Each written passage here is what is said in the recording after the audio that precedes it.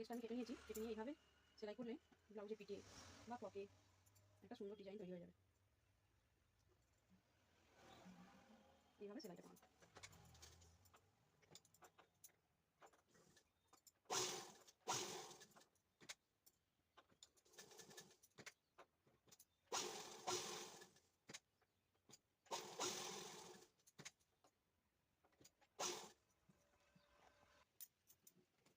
এইভাবে সেলাই করে নেবার পর লেস থেকে একটা গোল অংশ কেটে নিয়েছি, এটা ঠিক মাঝখানটা করে বসিয়ে দেবো।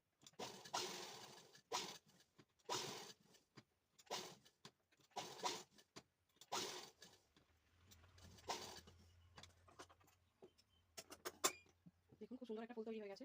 এবার এর মধ্যে আমি একটা যদি বোতাম বসিয়ে দিই আঠা লাগিয়ে, তাহলে খুব